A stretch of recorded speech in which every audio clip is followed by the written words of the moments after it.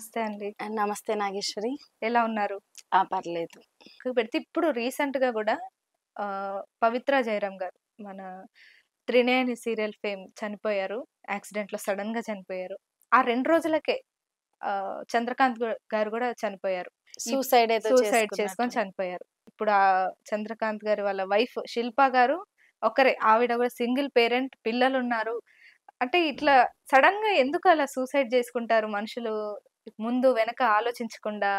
ఇప్పుడు బేసిక్‌గా నేను కూడా ఛానల్స్‌లలోనే చూస్తున్నానండి. హుహు. అంతకు ముందైనా యాస్ ఎ వుమెన్ ఎక్కువ సీరియల్స్ చూస్తారు బయట అనేది ఒక అవునవును. టాక్. హుహు. అందరూ చూడకపోవచ్చు కానీ కొందరు చూస్తారు. మెజారిటీని బట్టే మనం అంచనా ఏస్తాం కాబట్టి చూస్తారు. నేనైతే చాలా తక్కువండి. అసలు నేను టీవీలు, సీరియల్స్ ఇవి అసలెప్పుడు నా లైఫ్‌లో నేను ఒక్క సీరియల్ కూడా చూడలేదు ఇప్పటి వరకు. అంటే చాలా తక్కువ. హ్మ్. మాదంతా ఒక టైపు అవును. జర్నీ. ఆహ్, జర్నీ. రీసెంట్‌గా నేను ఈ మధ్య అంటే సోషల్ మీడియాను దాన్ని దీన్ని ఎక్కువ వాచ్ చేస్తున్న క్రమంలో రీసెంట్‌గా వచ్చిన ఇష్యూ గాబట్టి హ్మ్. చూసాను. వాళ్ళ లైఫ్ గురించి వాళ్ళు రెగ్యులర్‌గా చెప్తూనే చెప్తూనే ఉన్నారు. ఉన్నారు. అవును. చెప్పేవాళ్ళు చెప్తుంటారు. అనాలిసిస్ చేసేవాళ్ళు చేసేవాళ్ళు చేస్తూనే చేస్తుంటారు. ఉన్నారు. ప్రాక్టికల్‌గా ఫేస్ చేసే వాళ్ళకు ఎవరికి వాళ్ళకి తెలుస్తది. అవును. ఇప్పుడున్న దాంట్లో ధైర్యం కావాల్సింది మాత్రం శిల్పకి. అవును. ఎందుకంటే తను ఒక ఇద్దరు పిల్లల్ని చూసుకోవాలి. ఫ్యామిలీ లీడ్ చెయ్యాలి.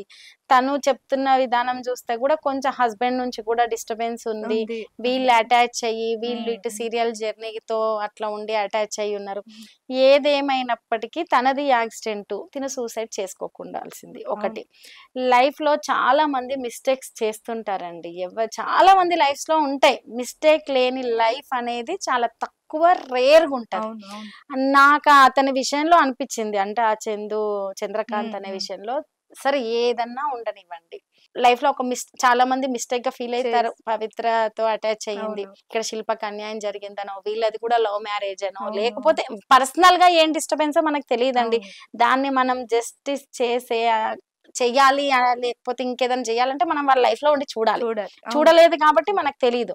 కానీ అతను సూసైడ్ చేసుకోకుండా ఇప్పటికైనా వాళ్ళ పిల్లలు, వాళ్ళు, కుటుంబము ఇది చూసుకుంటే బావుండేదేమో అనైతే నాకనిపిచ్చింది. అవును. ఆ 2 రోజుల ముందు గూడా ఆయన చాలా ఇంటర్వ్యూస్ ఇచ్చిర్రు. చాలా మాట్లాడిండ్రు. అవునండి. సడెన్‌గా సూసైడ్ చేసుకొని చనిపోయిర్రు. ఒకటి ఇప్పుడు తనదేమో యాక్సిడెంట్ అది ఎవ్వరు ఊహించంది ఉంచారు. అవును. అన్‌ఎక్స్‌పెక్టెడ్‌గా జరిగింది.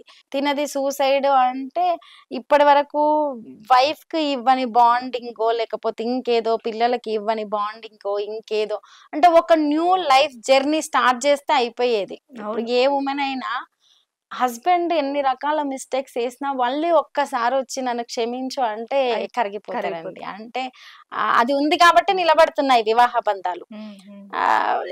తను వచ్చి సరే ఇప్పటి వరకి కొంత సెట్ అయ్యి, కొంత మైండ్ సెట్ చేసుకొని, అవును. కొంచెం లైఫ్ అంటే ఇది. కామ్ అయ్యి తర్వాత నా చేస్తుంటే. మీద డిపెండ్ అయ్యి పిల్లలు అంటే ఫైనాన్షియల్‌గా అంటలేను. హ్మ్. నేను హ్మ్.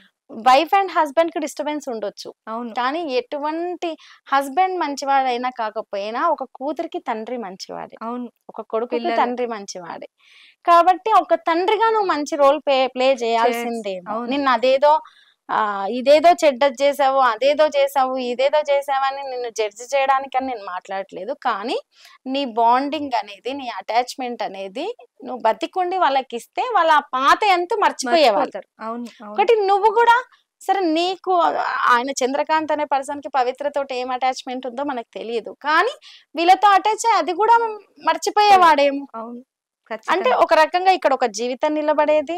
ఇద్దరు పిల్లలు వాళ్ళ ఫాదర్ ఉన్నారు కాబట్టి అట్లా హ్యాపీగా హ్మ్. ఫీల్ హ్మ్. అయ్యేవాళ్ళు. శిల్ప గూడా సరే ఇన్నాళ్ళు జరిగిందేదో జరిగింది. ఇక మీదట మంచిగా మనం హ్మ్. ఉంటున్నాం గదా! అని తను హ్యాపీగా ఫీల్ అయ్యేది. ఒక్క సూసైడ్ మొత్తం లైఫ్‌ని ఎంత రివర్స్ సరే చేసేస్తది. తను ఏం ఫీల్ అయ్యాడో గిల్టీ‌గా ఏందో గాని అది మనం పీరికి చర్యనో ఇంకేదో అనుకుంటాం గానీ చాలా ధైర్యం గూడా కావాలండి. అవును. సూసైడ్ అవును. చేసుకోవడానికి ఎందుకు అలా చేసుకుంటున్నారో, ఆ ఒక్క సెకండ్ దాటి ఆలోచిస్తే మనిషి అట్లా ఆలోచించడు. అవును. ఆ ఒక్క సెకండ్‌ని కంట్రోల్ జేసుకుంటే హ్మ్. ఆహ్, మనిషి వేరేలాగా మారిపోతాడు. ఇంకా ఆ గంటలు, ఆ రోజులు నెక్స్ట్ జర్నీ మొత్తం వేరేలాగుంటది. అవును. అవును. సూసైడ్ చేసుకోకుండాల్సిందే అనిపిచ్చింది నాకు. సూసైడ్ చేసుకోకుండాల్సింది. శిల్పాని అవసరమైతే మాట్లాడి కన్విన్స్ చేసి, చేసి అది చేసి హ్యాపీగా పిల్లల్ని. ఖచ్చితంగా తను హ్మ్. అగ్రీ అయ్యేది. ఒప్పుకునేది పిల్లలతో అలా తన జర్నీ కొనసాగించేయాల్సింది అనిపించింది. హ్మ్. ఎనీవే శిల్ప అయితే ధైర్యంగా ఉండి పిల్లల్ని చూసుకోవాలని నేను అవును. కోరుకుంటున్నాను. అందరూ ఎందుకంటే అదే ఒక అనుకుంటున్నారు. ఒక స్టేజ్ అయిపోయింది. నెక్స్ట్ జనరేషన్ కి మైండ్ సెట్ మీద అది పడడం కావచ్చు. ఈ సూసైడ్ మరీ అనేది డీప్ గా పర్సనల్ విషయాలు వెళ్ళి వాళ్ళ ఫ్యామిలీని కూడా వాళ్ళొకరు వీళ్ళొకరు, అవునవును. ఎందుకంటే ఇప్పుడు సోషల్ మీడియాలో చేసే ట్రోల్స్ వల్ల కూడా మనుషులు హట్ హర్ట్ అవుతున్నది అవుతున్నారు. చూస్తున్నాం. అవునవును. అలా కాకుండా మరీ పర్సనల్ గా డీప్ గా, ఎందుకంటే మనం పక్క నుండి చూడలేదు కదండి. హ్మ్. హ్మ్. ఎవరినైనా విమర్శించాలంటే వాళ్ళ గురించి మనకు తెలిసి ఉండాలి. తెలిసుండాలి. 70% అన్నా తెలిసి ఉండాలి, అవును. 50 కూడా కాదు. ఇక తెలియనప్పుడు మనం విమర్శించలేం. వాళ్ళు హ్మ్. హ్మ్. చెప్పింది బేస్ చేసుకొని అన్నప్పుడు అది మనకు ఒక లిమిట్ ఉంటది మాట్లాడడానికి అంతే. హుహు. కాబట్టి తను నెక్స్ట్ జనరేషన్ ని స్ట్రాంగ్ చేయాలని తను స్ట్రాంగ్ ఉండాలి, నెక్స్ట్ జనరేషన్ ని స్ట్రాంగ్ చేయాలని నేను కోరుకుంటున్నాను యాజ్ ఎ ఉమెన్ గా, సింగిల్ పేరెంట్ గా.